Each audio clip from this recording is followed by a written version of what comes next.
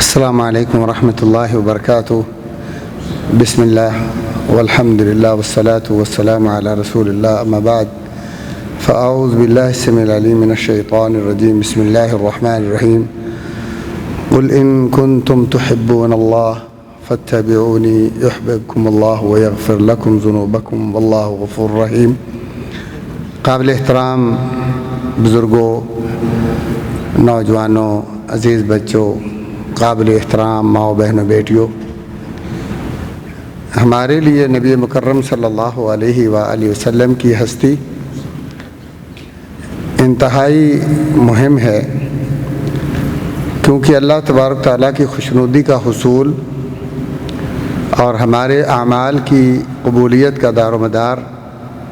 آپ صلی اللہ علیہ وآلہ وسلم کی اتباع اور فرما برداری پر ہے۔ اگرچہ عبادت اللہ تعالیٰ کے لیے ہے،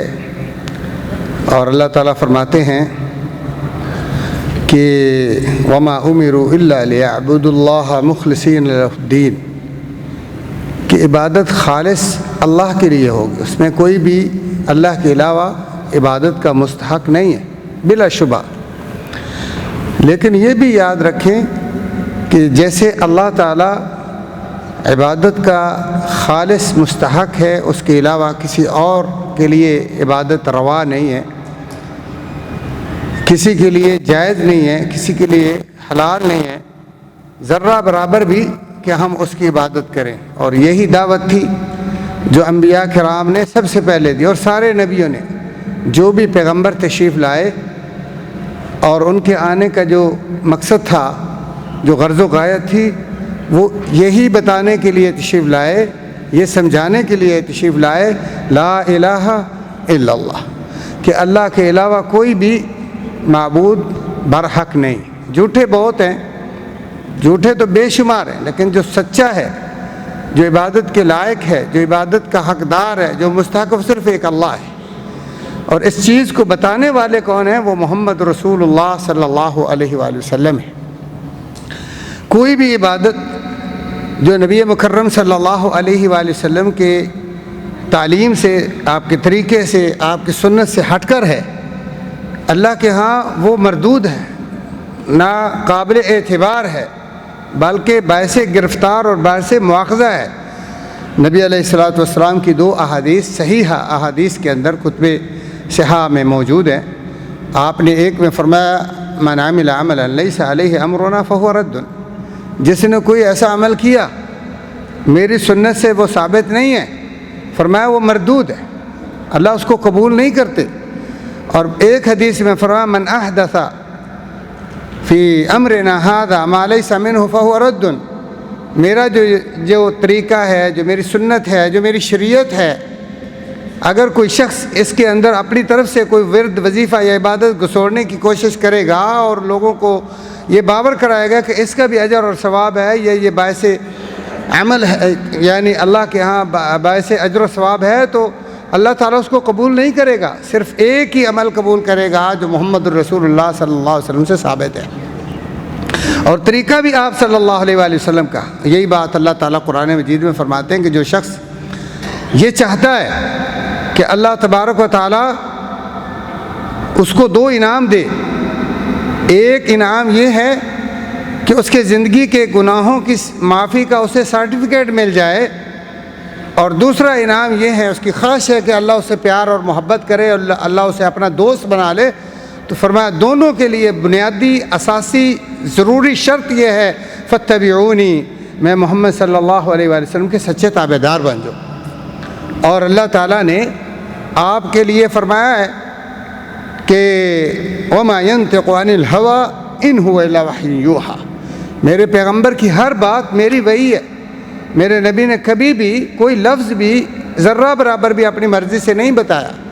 میری وحی سے بتایا، میرے بتانے سے بتایا، جو میں نے انتخاب کیا، جو میں نے چنا، جو میں نے لائق کیا، پسند کیا، چھوٹا ہو یا بڑا ہو، لفظ الفاظ میں ہو یا اقوال میں یا افعال میں، وہ سارا کا سارا میرا بتایا ہوا پیارے پیغمبر صلی اللہ علیہ وسلم نے بتایا اپنی طرف سے۔ فرمایا وَلَوْ تَقَوَّلَ عَلَيْنَا بَعْضَ الْأَقَاوِيلِ لَأَخَذْنَا مِنْهُ بِالْيَمِينِ ثُمَّ لَقَطَعْنَا مِنْهُ الْوَتِينَ، میرے نبی ذرہ برابر بھی اپنی مرضی کرتے تو یہ جو رسپیکٹ اور عزت میں نے دی ہے وہ کبھی نہ نصیب ہوتی۔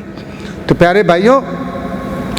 نبی مکرم صلی اللہ علیہ وآلہ وسلم نے اسی لیے خبردار کیا، ہر خطبے میں فرمایا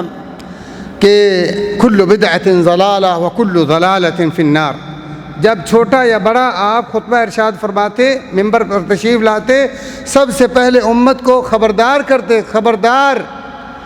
سب سے بڑھ کر گمراہی یہ ہے کہ میری سنت کی خلاف ورزی ہو، میرے طریقے کو چھوڑ کر کوئی اور طریقہ اپناؤ، تو یہ سمجھنا گمراہی ہے، اور پھر گمراہی کا صلہ جہنم ہے۔ گمراہ کبھی بھی جنت میں نہیں جا سکتا۔ راہ راست پر چلنا ہے تو فرمایا ترکت فیکم امرین لن تضلوا ما تمسکتم بہما، میں دو چیزیں صرف دے کے جا رہا ہوں، اگر گمراہی سے بچنا چاہتے ہو تو دونوں کو جو ہے مضبوطی سے تھام لو۔ پوچھا کون سی ہیں؟ فرمایا کتاب اللہ و سنتی، ایک اللہ کی کتاب قرآن مجید ہے، دوسرا میری سنت ہے۔ پیارے بھائیو، جتنا بھی آپ کو کوئی خوبصورت بتا کے عمل دیں، کوئی بھی ہو اور کہیں کہ اس کا اتنا ثواب ہے اور اجر ہے، یہ بہت اللہ کے ہاں فضیلت کا حامل ہے، اس کے اتنے ہزاروں لاکھوں نیکیاں ملیں گی، یہ ملے گا وہ ملے گا، پوچھو مجھے کچھ نہیں چاہیے، میرے پیارے پیغمبر صلی اللہ علیہ وسلم کا طریقہ چاہیے۔ کیا میرے پیغمبر نے یہ بات کہی ہے تو علی الراس والعین، اہلاً و سہلاً، ہم ماننے کو تیار ہیں، آپ کے لیے ہماری جان بھی آدر ہے، لیکن اگر کسی اور کا ہے تو مع السلامہ، ہمارے لیے نبی ایک ہی آیا ہے، آپ کی شان یہ ہے۔ پیارے پیغمبر کے ہوتے ہوئے کوئی نبی بھی اپنی دعوت نہیں دے سکتا۔ اللہ تعالیٰ نے فرمایا ہے وَإِذَا أَخَذَ اللَّهُ مِيثَاقَ النَّبِيِّينَ لَمَا آتَيْتُكُم مِّن كِتَابٍ وَحِكْمَةٍ ثُمَّ جَاءَكُمْ رَسُولٌ مُّصَدِّقٌ لِّمَا مَعَكُمْ لَتُؤْمِنُنَّ بِهِ وَلَتَنصُرُنَّهُ۔ تمام انبیاء کو اللہ نے اکٹھا کر کے فرمایا کہ میرے نبی کے آنے کے بعد تمہاری رسالت و نبوت کا پرچار رک جانا چاہیے، اور پھر آپ نے ان کی جو ہے اتباع کرنی ہے، اور ساتھ ساتھ ان کی نصرت کرنی ہے، ان کی مدد کرنی ہے، جو دین لائیں وہی تم نے بھی پہنچانا ہے، ان کی اپروچ کرنی ہے، ان کی سپورٹ کرنی ہے۔ تو میں اور آپ اگر اپنی مرضی سے کوئی عمل کریں گے